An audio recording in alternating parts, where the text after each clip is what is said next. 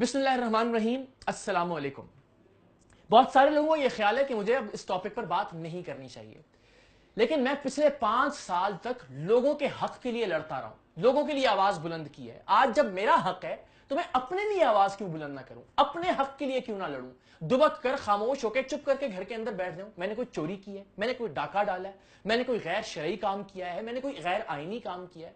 इस वक्त अगर 1% तबका भी मेरी दूसरी शादी के फैसले या इसकी अनाउंसमेंट पर तनकीद कर रहा है तो मुझे उनकी मुनाफिकत का आईना उनको दिखाना चाहिए। दो तरह के लोग हैं वाइडली इस वक्त पाकिस्तान में, या वो जो मुसलमान है, इस्लाम पर अमल करते हैं, या वो जो खुद को सेकुलर या लिबरल कहते हैं। तो दोनों के लिए जरा जवाब दिल की और दिमाग की खिड़कियां खोल कर सुनिएगा।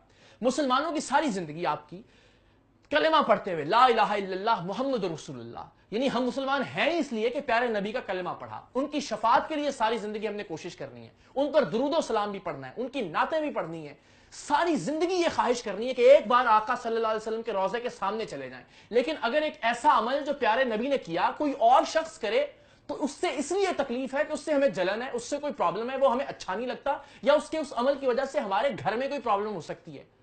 ये इस्लाम नहीं है।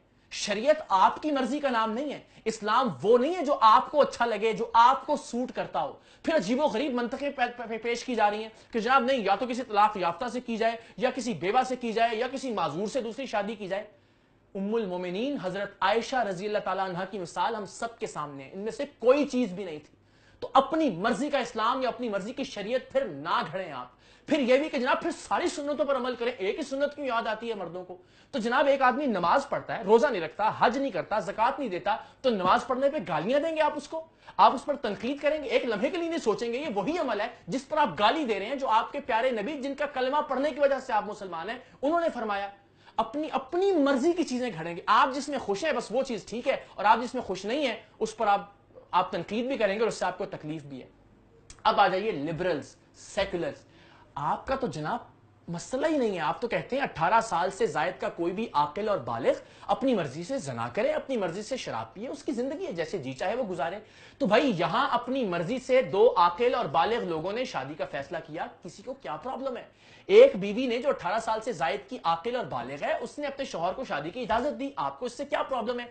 और जिस वक्त मेरी पहली बीवी ने मुझे शादी की इजाजत दी, उस वक्त मैं और मेरी बीवी एक जितनी तनख्वाह लेते थे अपने इदारे से, यानी अगर वो चाहती तो बड़ी आसानी से छोड़कर जा सकती थी। आपको अजीब प्रॉब्लम हो रही है जी, मजबूरी में उसने इजाजत दी, मजलूमियत में इजाजत दी। भाई वो चाहती तो बड़ी आसानी से अपनी जिंदगी गुजार सकती थी, अपना करियर परस्यू कर सकती थी।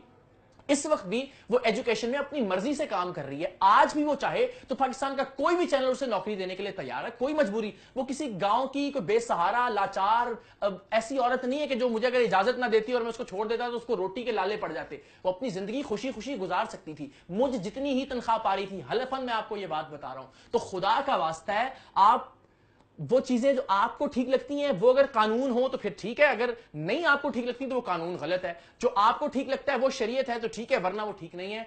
मुआशरा ऐसे तरक्की नहीं करेगा, आगे नहीं जाएगा, पाकिस्तान ऐसे बेहतर नहीं होगा। खुदा के वास्ते अब बस करें, मुझे मेरा काम करने दीजिए। मेरा ये ख्याल है इस मौजू पर मेरा फर्ज था, चूंकि ये एक मुआशरती रवैया, इस पर मैं जितना इनपुट दे सकूं दूं।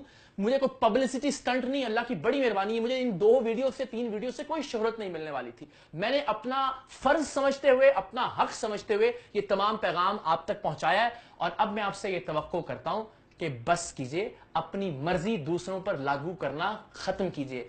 आप जो सोचते हैं हमेशा वो ठीक नहीं हो सकता। अब मुझे मेरा काम करने दीजिए, खुदा के वास्ते बहुत काम करना बाकी है अभी इस मुल्क में। दुआ कीजिए कि अल्लाह करे कि हम किसी अच्छी स्टेज पर, और वो इस तरह से नहीं जाएगा जिस रवैये के साथ आप लोग आगे बढ़ रहे हैं।